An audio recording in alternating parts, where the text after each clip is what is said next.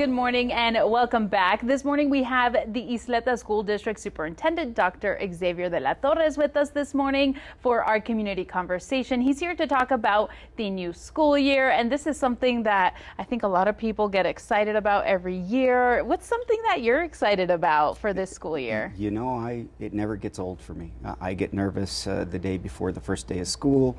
I enjoy going out to the schools the first day and seeing the excitement, the enthusiasm. I get to see the little pre-K child that's having a hard time letting go of mom, and it just really impresses upon me what a big part of people's lives schools are and school districts are, and that's exciting to me. We make a difference. You've experienced a lot of first days, so that's pretty neat. Yes. And this year there are a lot of big changes, especially coming from the Texas Capitol, including a cell phone ban. I know it seems like nowadays we're like glued to our phones, right? It's the email, it's the text messages, it's the social media. Now banning those cell phones in the classroom. How does that change anything that maybe was already going on at the school district, and did you guys have to make any adjustments to that? Yeah, well, first of all, it's not permissive. It's not, an idea that the Ysleta Independent School District Board or I came up with. It is a law, and we are required to comply with the law. Now, what we've noticed is that when you talk to teachers, it isn't all that different than what their expectations were prior to the law. Most, especially our effective teachers, don't allow cell phones out in the classroom during instructional time because it's obviously a distraction. We need you focused, we need you learning, and so a lot of teachers already had systems in place, classroom management systems, where students are asked to put their phones away and students are asked to focus on instruction. And that's basically what we've introduced, and that's a really balanced policy that says you can have the phone with you, you can take it with you. If you can adhere to these small requirements, we're not going to have any problems. You're going to have access to your phone in an emergency. You're going to have access to your phone if you are in an individual education plan or a 504 plan, or your physician says that without your cell phone you suffer from anxiety, depression, whatever it may be. We're going to work with you. Will it be a little messy at first? Maybe, but what we found this week is that most teachers and most students got comfortable with it right away. As long as they know their phone is within reach, they're going to be okay. Is there anything specific that you would like maybe parents to know? I think for parents, it's almost like a comfort to know, hey, my kid has their phone on them, and if I need to call them or if something happens, they want to get in touch with that. What has that communication with parents been like? We've tried to be very, I think, communicative with parents. We've tried to be very transparent with parents. We've, I think, been empathetic to parents wanting to know that their child can reach them and that they can reach their child in certain circumstances. I think the inconvenience will be, those phones get used and we get a lot of Uber Eats deliveries at schools, and parents and students have come to rely on them. And we have a new generation of parents that also rely on communication devices, whereas people in my generation, we did not have the luxury of cell phones and could not contact our parents, and our parents couldn't contact us at a moment's notice. And so there's a balance there, and if we work together, we can keep our schools safe, secure, and you can still rest assured that if your child needs to get a hold of you or you need to get a hold of your child, it can happen. Thank you for that.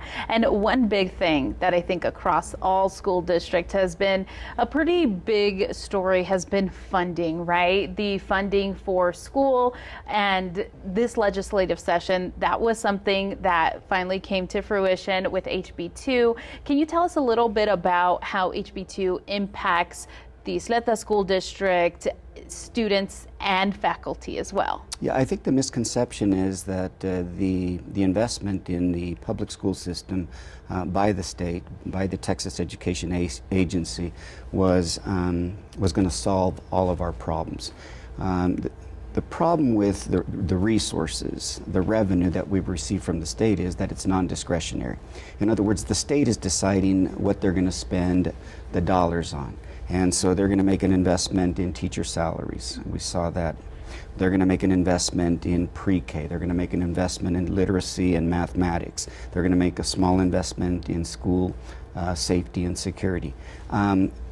most school districts are dealing with a deficit that's created by declining enrollment, 6 years of no additional new money or funding, low birth rates, and I think the biggest is about a 25% increase or inflation factor that we've experienced over the last 5 years.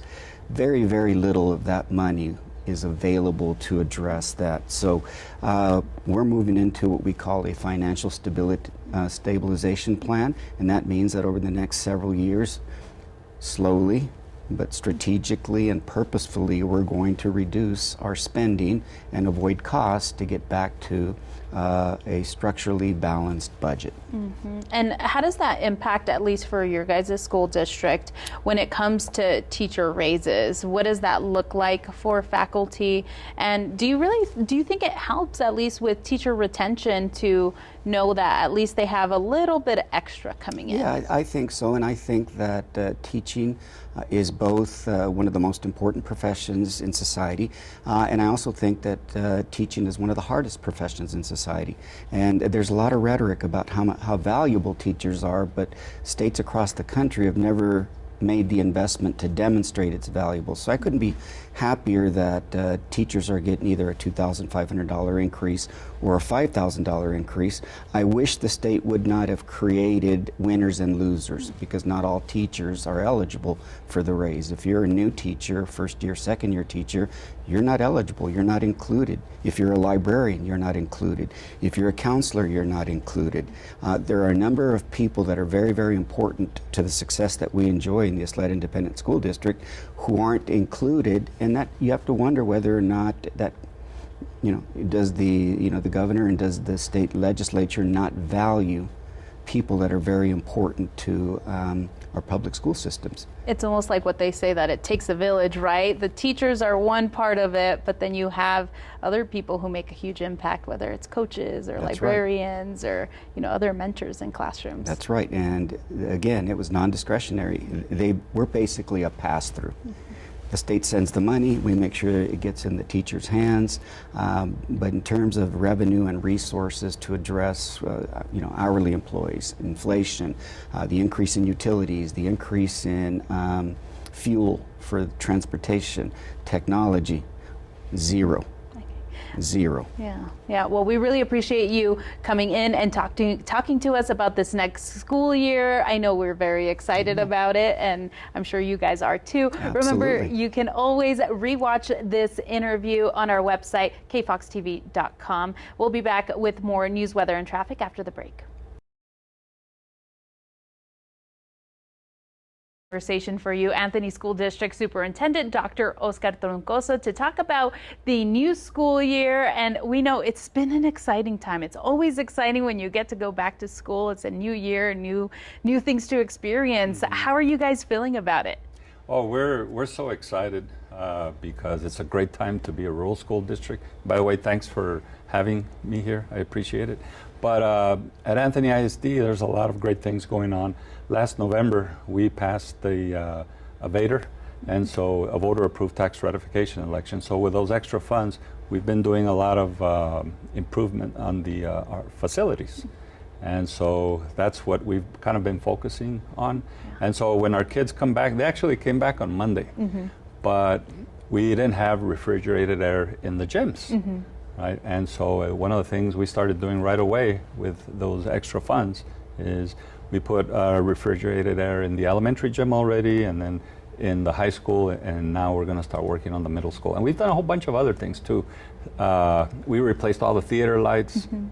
We have state-of-the-art theater lights, and we replaced all our camera systems. So when our kids are coming back and our families, they're going to see some really cool things. That's awesome. Yeah. And I mean, one of the things that I think we've been looking at, especially for all school districts in Texas, because technology plays such a huge role in our society, in our daily life nowadays, with that newly passed legislation banning cell phones in the classroom.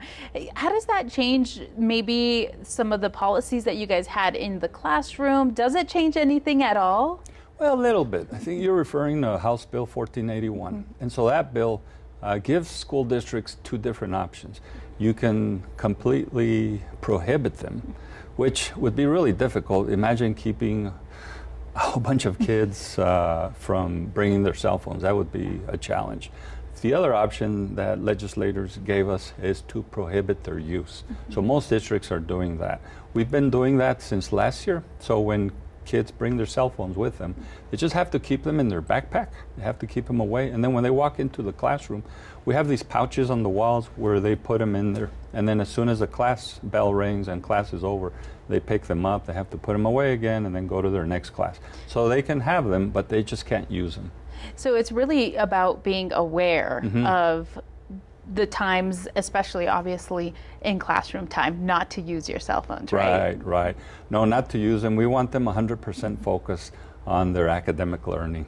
And one of the other big things that came from the Texas legislature is funding. And I know this is something that is really important, obviously, for school districts, especially rural school districts. How much of an impact does it make for you guys there in Anthony? Huge impact, because House Bill 2, there's two things going on. That right now it's a great time to be a rural school district teacher, because House Bill 2 gave more money to rural districts.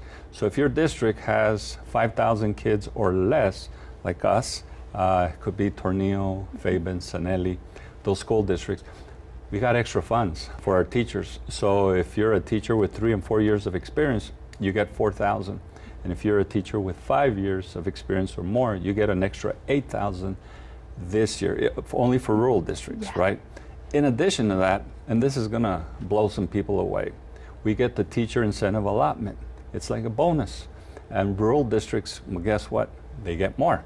So we get more to be able to attract teachers, because most of the school districts in Texas are rural. There's the majority of them. There's about 1,000 of them, and the majority of them are rural. So for us, there's 3 different types of bonuses. There's the recognized, that's the lowest level. Those teachers get about 7,700 if they hit their marks on in the plan. And then there's the recognized, they get 15,500. And then the masters, they get 27,700. So we've had so far 2 teachers that have qualified for the master's bonus. Once you qualify for that bonus, you get it for 5 straight years. And then we have a total of 12. We have 4 teachers that have gotten the exemplary, and then the other 7 have gotten the recognized. So we have 3 teachers right now. We're a small district. We have 54 teachers that are making 6 figures. And then we have about 4 or 5 teachers that are making between 90 and 100,000.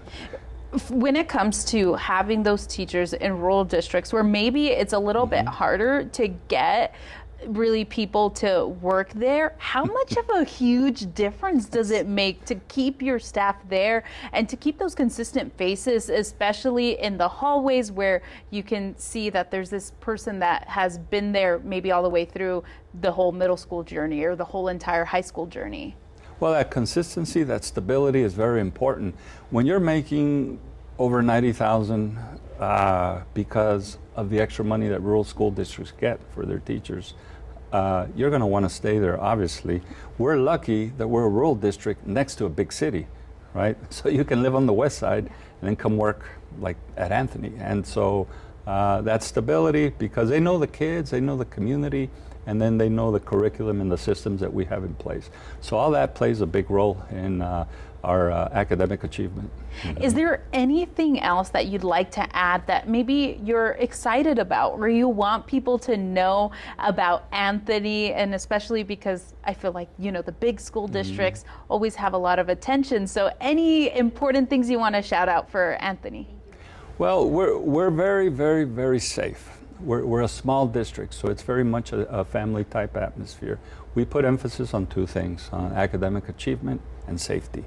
So we put a big emphasis on that. So I think if families are considering, because we are an open enrollment school, and by the way, we started on Monday, the 28th. So we've already been in school for 5 days. So I just want to encourage all parents out there, if you're interested in coming to Anthony, you're more than welcome. And for those that haven't registered, because I know some are still on vacation or out, please come on in and register because we've started school before you get too far behind. I really appreciate your time. Thank you so much for joining us here this morning. I know everybody's excited for a new school year, and we're excited to highlight that as well. And remember, you can always rewatch this interview on our website. All you have to do is go to kfoxtv.com and click on the Community Conversations tab. Now let's go ahead and send things